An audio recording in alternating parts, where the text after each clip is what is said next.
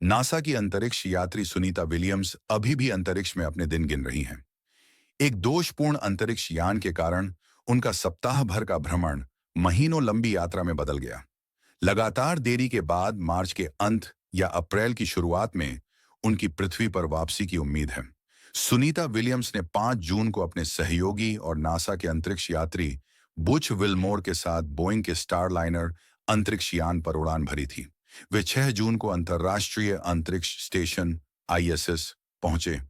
ISS के रास्ते में स्टारलाइनर को थ्रस्टर्स में खराबी और हीलियम लीक का पता चला। यह देखते हुए कि सुनीता और बुच को स्टारलाइनर पर वापस लाना जोखिम भरा था, नासा ने बोइंग अंतरिक्ष यान को खाली वापस लाने का फैसला किया। अमेरिकी अंतरिक्ष एजेंसी ने कहा कि दोनों स्टारलाइनर अंतरिक्ष यात्री अब फरवरी 2025 में स्पेसएक्स ड्रैगन अंतरिक्ष यान पर वापस लौटेंगे। यह तय किया गया कि सुनीता विलियम्स और बुच विल्मोर उसी ड्रैगन अंतरिक्ष यान पर घर लौटेंगे, जिसका इस्तेमाल क्रूनो मिशन के सदस्यों निक हेग और अलेक्जेंडर गोर्बुनो को आईएसएस पर लॉन्च करने के लिए किया गया था।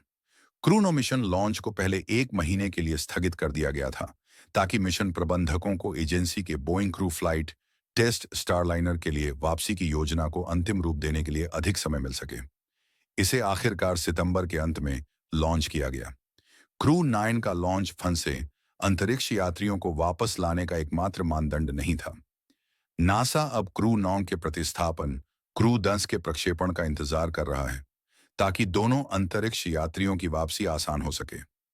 क्रू 9, जिसका हिस्सा सुनीता है, क्रू 10 के आईएसएस पहुंचने के बाद ही वापस लौटेगा। अधिकारियों के अनुसार नासा अंतरिक्ष स्टेशन पर एक सहज संक्रमण के लिए ओवरलैपिंग क्रू रखना पसंद करता है।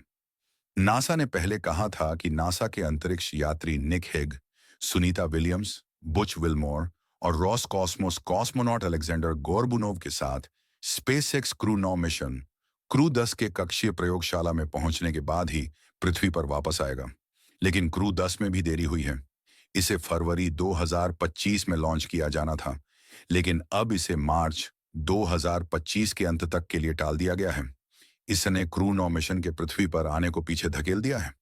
नासा ने कहा कि स्पेसएक्स को लिफ्ट ऑफ के लिए बिल्कुल नए कैप्सूल को तैयार करने के लिए और समय चाहिए।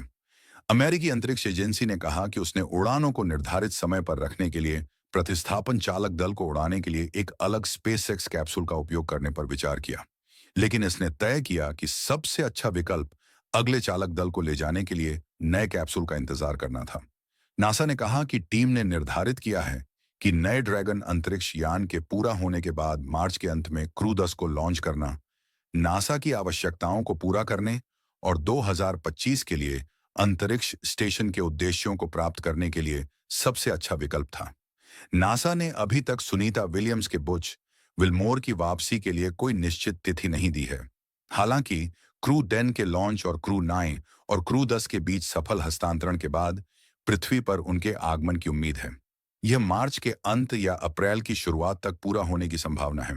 सुनीता और बुच की अंतरिक्ष से वापसी में देरी ने चिंता जताई कि दोनों अंतरिक्ष में फंस गए या अटक गए। हालांकि नासा और दोनों अंतरिक्ष यात्रियों ने दावों को खारिज करते हुए कहा है कि वे अंतरिक्ष में अपने समय का आनंद ले रहे हैं। सुनीता विलियम्स ने एक बार कहा था, यह मेरी खुशी की जगह है। मुझे यहाँ अंतरिक्ष में रहना बहुत पसंद है। ये मजेदार है। ये थोड़ा अलग दृष्टिकोण जोड़ता है। उन्होंने कहा कि अंतरिक्ष में कई बार बहुत शांति होती है।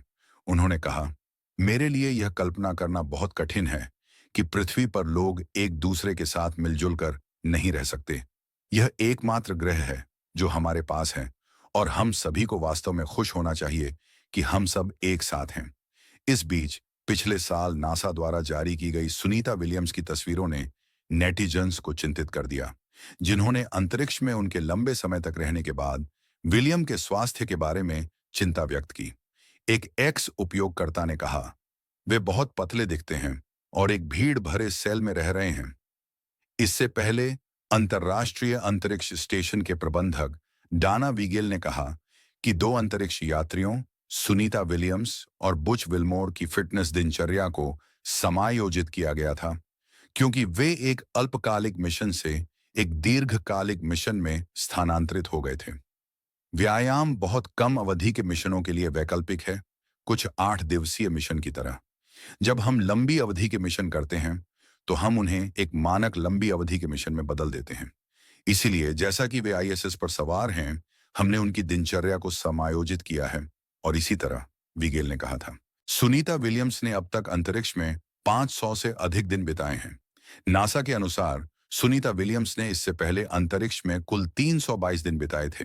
नवीनतम मिशन, जो पिछले साल 5 जून को लॉन्च हुआ था, के साथ विलियम्स ने अंतरिक्ष में 500 से अधिक दिन पूरे कर लिए हैं। सुनीता विलियम्स ने हाल ही में पूर्व अंतरिक्ष यात्री पैगी व्हिटसन के 60 घंटे और 21 मिनट के कुल अंतरिक्ष में चलने के समय को पीछे छोड़ दिया।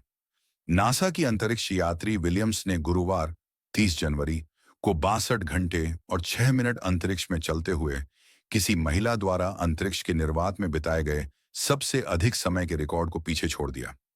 नासा ने ऐतिहासिक उपलब्धि की घोषणा करते हुए कहा कि विलियम्स ने गुरुवार को किए गए एक स्पेस वॉक के बाद 9 स्पेस वॉक पूरे कर लिए हैं, जबकि पैगी के नाम अभी भी 10 स्पेस वॉक हैं। इसका मतलब है कि व्हिटसन के नाम अभी भी सबसे अधिक 10 स्पेस वॉक करने का रिकॉर्ड है। अमेरिकी राष्ट्रपति डोनाल्ड ट्रंप ने हाल ही में सुनीता विलियम्स की वापसी योजना पर भ्रम पैदा किया है।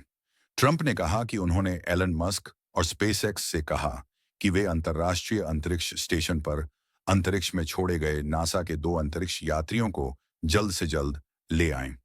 उनका यह बयान ऐसे समय आया है जब नासा ने अंतरिक्ष यात्रियों को वापस लाने के लिए स्पेसएक्स ड्रैगन अंतरिक्ष यान पहले ही भेज दिया है।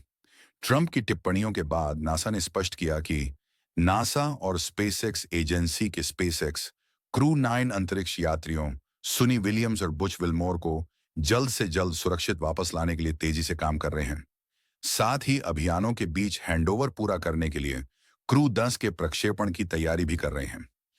अगर यह वीडियो आपको अच्छी लगी है तो वीडियो को लाइक करें। अगर आप हमारे चैनल पर पहली बार आए हो तो चैनल को सब्सक्राइब करें और आगे भी इसी तरह का नोटिफिकेशन पाने के लिए बेल आइकन जरूर दबाएं।